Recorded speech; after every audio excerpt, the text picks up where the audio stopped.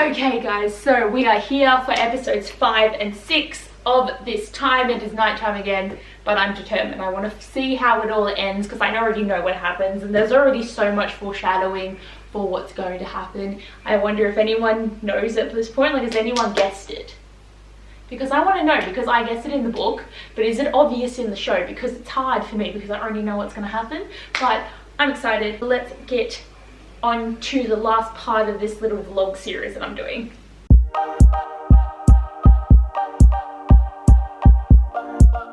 Damn, that's intense. I mean, you all clearly know my dislike of Max for 4 different reasons. He's not the murderer. I'm just going to put that out there because he has done worse things that are coming. But he isn't the murderer because he was too bloody dumb to do that. But the hit and run thing, I mean, technically he did hit a dude that got injured and everything, but you know what I mean, he's done, not murder, but he's done bad things. I feel like it was very brave of Naomi to finally say something, and it feels like it was very similar to what happened in the book when she was finally like, no, we're going to talk about this. But I still feel like they talked about the alibi too soon. Like, it was meant to be more of a reveal when she saw that the time was different, and then she goes to Naomi being like, and then she finds out, you know what I mean? But like, that level of intensity was like exactly how I pictured that scene, so that was really good.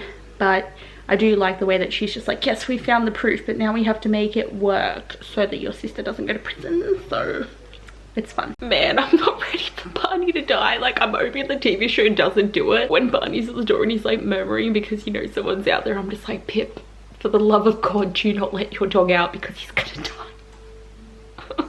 Pip, you were literally a fucking idiot. Why would you let your dog out? Like, there's a text message that comments on what you're wearing and you're like, oh, just go outside. I'm so concerned. Wait. Right here. Come and get me.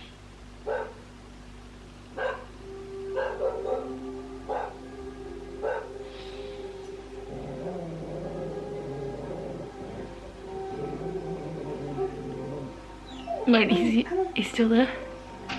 Oh, thank God, he's safe. Oh, God. I love Robbie so much. He is just a perfect little boy, perfect boy. And I love that he's like, I saw your post, I'm outside, let me in. And then he's like talking to her, and I like that he understands that she wants to keep Naomi out of it. But girl, just posting this video to draw out the murderer who's probably likely going to want to kill you. It's just, you know, this happened in the book too. It was just like, damn. And the person's going to be scrambling, you know, because it's like, shit, it's been 5 years, haven't been discovered. It takes one girl to take me down. Like, I know it's going to be so depressing soon, but like, why are they making me feel so much like they're sharing the bed when they woke up and they were like closer to each other? Oh my God, the hug.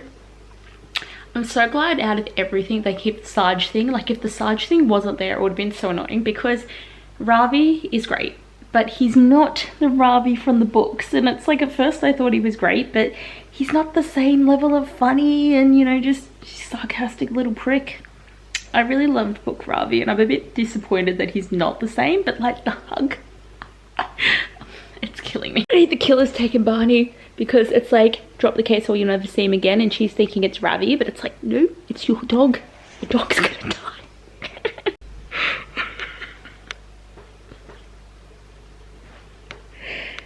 I can't even talk about my face.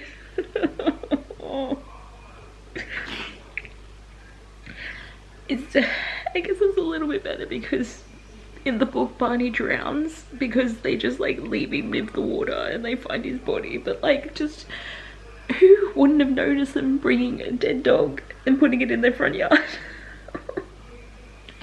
I know this was gonna get me, but just they could have just like they could have not killed the dog. It would have been good, would have been better. There's the reveal. It's the dad of Cara and Naomi, because that dude is too young looking to be a dad, so of course he's secret older guy. I mean, it's not everything yet, but like, you know, it's good. Like, I remember in the book being like, holy shit, when this reveal happened, because I was like, it's a dad. And like, never thought it was Pip's dad because I'm bleh. But like, like, they're following it pretty closely. Okay, so she's fully set on this because, you know, the tutoring, he has to go tutor and do all the things. But I like how smart it was of Pip to check the printer to see if he printed the note. and I think that's really interesting. But one thing that like was such a moment in the book was Pip's just there chilling, she's doing her homework, and then her own printer just started going, and like he printed a different warning message to her printer and freaked everyone the hell out. Like I was reading it like, oh my god, like it was just saying, it was so crazy.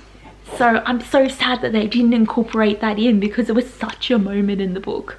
Like at least there is a printer scene, but it's not the printer scene, but like shit's getting intense. Like he's at the house, it's all happening. I'm so glad that they bring this storyline in. Like it's very important, because you know the fear that we all had as we read this book, that we were like, holy shit, she's been alive and she's been locked up by this weird bitch. Like it has been a stress.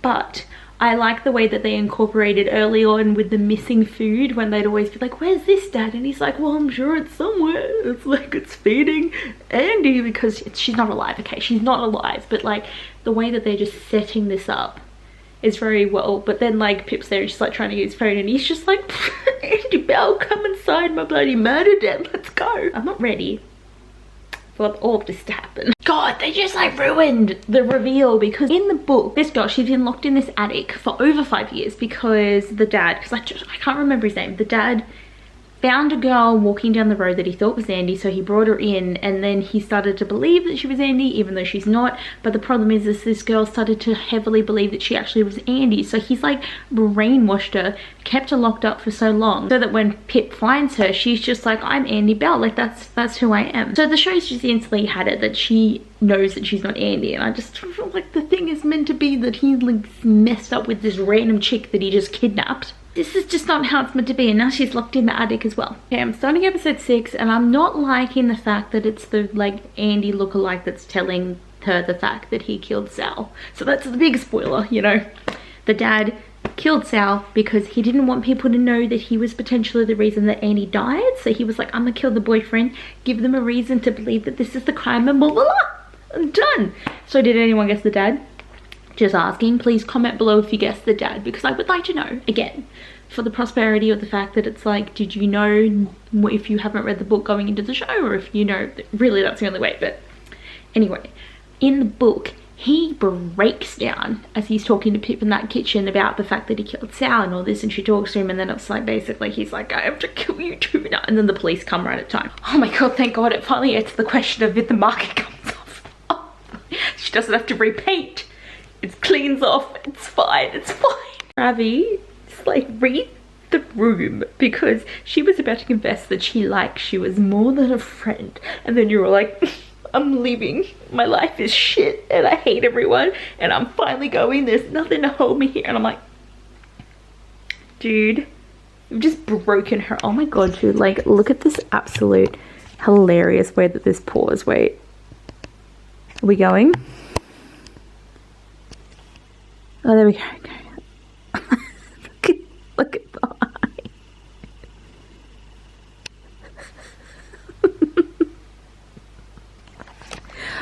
Oh wait, we're gonna be zoomed. Oh, this is not good.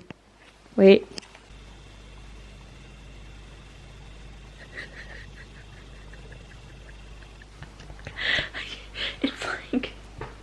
It's like 12:30 at night. I'm like losing it at this point. I had to come back because I'm sorry, rather you just break her heart and then you go in for a hug. He seriously doesn't know how to read the room. And I'm sorry, and then he just walks away. Why do people never say goodbye in TV shows? Like they're on the phone and then they just hang up on someone after a second, and they just seem to always be like in a like in-depth conversation and like having an outing, and then they just leave mid combo. What is wrong with people? And there it is, the big plot twist. There is 2 killers. Because Elliot, finally remembered his name. Elliot killed because he wanted to cover himself because he thought he killed Andy. But then the other person who killed Andy, it's like, well, because we saw her walking down the street at the start of the season, you know, bloodied head, and she is walking, she wasn't, so we knew she survived that. But I do like that Pip was just like, doesn't feel right. And it makes sense because he sent printed note, you know, the text messages, the grammar's different. Obviously, like, Elliot sucks, but at least he didn't kill a dog. Points for him. even though killing people is extremely bad, Elliot. It's not a good look, but I think it was great knowing this. So this is what I mean when I said I guessed Elliot, because it just made sense, especially with so many of the different key details, but I didn't guess there was going to be a second murderer, and it shocked me who it was. The way that I didn't realize that this random blonde chick was Nat. So like when she was saved at the party, I was just like, oh, this is just some rando, right? Like, why did they just not explain that she cut her hair? Because it was longer, right? When she was at the tennis game, it was like in long braids. And she doesn't look the same. Like, did they change the actor mid-show? And there is the other mystery. It's Becca. It's Becky. So we find out, you know, that she comes home all concussed, and then basically she starts like convulsing and choking on her own vomit, and Becca's like, nah, actually, like, I don't like my sister that much, and I've always been jealous of her, and she's gotten everything good ever, so she just lets her die. And that's still murder, because you can definitely help someone. If you choose not to, that is just dodgy. But I feel like the way that they just throw the Max used drugs and like raped people thing right at the end was just like not done well, because like it's sad. And it's, what's interesting too is Nat De Silva was also date raped by him, but they just haven't mentioned that yet. They find out this earlier in the book, I'm pretty sure, because like we knew about this, and I don't know if she knew about Nat first or Becca first, because knowing about Becca really pushed the point that it was Becca who did it. She knows because Andy's the ones that supplied him with the drugs that led to her being raped, so that makes sense. But because it was a whole thing too, because like they talked about the nudes from Nat, but then never evolved on that, because there's just so many more details that the show is not putting in. Like it's annoying me. Okay, wait, no, the blonde with the short hair is someone else, but I have no idea who Jess Walker is.